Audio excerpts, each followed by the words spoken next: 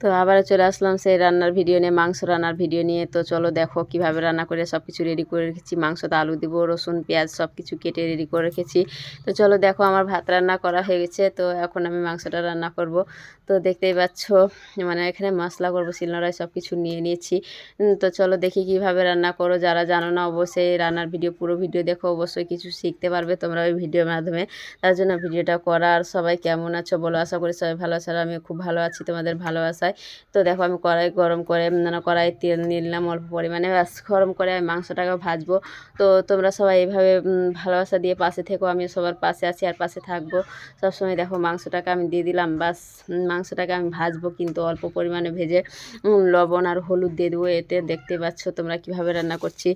তো দেখো লবণ দিয়ে দিলাম, হলুদ দিয়ে দেবো, দিয়ে তারপর ভেজে তুলে নেবো। তো তোমরা আমার ভিডিও দেখছো ঠিকই, অনেকেই আমার ভিডিও দেখছো, সত্যি এখন খুব ভালো লাগছে।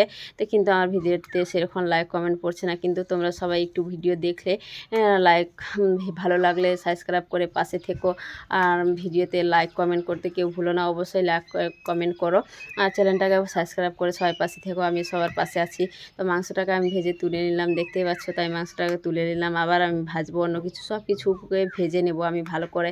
আর তোমরা কিভাবে রান্না করো অবশ্যই বলো। আর আমি তো এইভাবেই রান্না করি, আর এই উনুনে রান্না করি, আমাদের গ্যাস নেই, উনুনে রান্না করা খুব টেস্টি হয়, একদম সুন্দর হয়। আর রান্না করা খুব ভালো লাগে, খেতে স্বাদও হয়। মানে কি বলবো, মানে কিছু বলার তো এখানে ভাষা খুঁজে পাচ্ছি না। আর আমাদের এদিকটা বৃষ্টি হচ্ছে দুদিন থেকে, তোমাদের দিকে হচ্ছে কিনা অবশ্যই তোমরা কমেন্ট করে বলো। তো মাংস মানে আলু মাংস দুটোই ভাজা হয়ে গেছে, এবার আমি পেঁয়াজ রসুনটাকে ভেজে নেব, ঠিক আছে।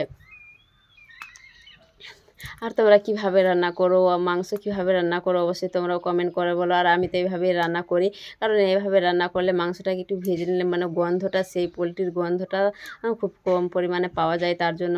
আর দেখো আমি পেঁয়াজ রসুনে লবণ দিলাম, কারণ লবণ দিলে পেঁয়াজ রসুনটা গলে যায়, গোটা থাকে না, গোটা থাকলে দেখতে খারাপ লাগে। তো তাই তোমরাও এভাবে মানে লবণ দিয়ে দিবে পেঁয়াজে, তো গলে যাবে পেঁয়াজটা, মানে মাংসের সঙ্গে মিক্স হয়ে যাবে, খুব সুন্দর একটা হবে। আর মশলা আমি করে রেখেছিলাম, তো মশলা দিয়ে দিলাম। আবার আমি এই মশলা ভাজা হয়ে গেছে, খুব সুন্দর করে মাংসটা ঢেলে দেবো এতে, মাংসটা দিয়ে আবার কষবো খুব সুন্দর করে। তো চলো দেখা যাক কী কী করি। আর পুরো ভিডিওটা দেখো, পুরো ভিডিও দেখার জন্য সবাইকে অসংখ্য ধন্যবাদ। এইভাবে পুরো ভিডিও দেখো, আর সবাই একসাথে এগিয়ে চলো, বন্ধু করে নাও সবাই সবাইকে, ঠিক আছে।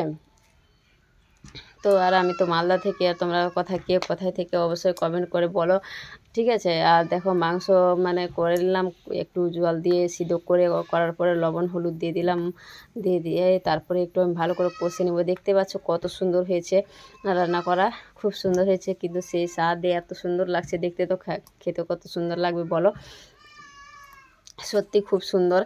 আর দেখো ঝোল করব, তার জন্য আমি অল্প পরিমাণে জল দিয়ে দিলাম মাংসতে। তো একটু জাল দেব, দেখতে পাচ্ছ হয়ে গেছে কমপ্লিট, এখন রান্না কমপ্লিট। তো নামিয়ে নেবো আমি রান্নাটাকে, নামিয়ে দেখো হয়ে গেছে আমার রান্না করা কমপ্লিট। কেমন হয়েছে তোমরা অবশ্যই কমেন্ট করে বলো, ঠিক আছে। বন্ধুরা সবাই ভালো থেকো, সুস্থ থেকো, ভিডিওটা ভালো লাগলে অবশ্যই ফলো করে পাশে থেকো। আর বৃষ্টির আবহাওয়া দেখো, বাইরের দিকটা দেখাচ্ছি, আমাদের ঘরের পেছনটাতে বাগান, তো তোমরা ঠিক আছে। আর বৃষ্টি হচ্ছে, ঠিক আছে, তোমরা ভালো থেকো, টাটা বাই।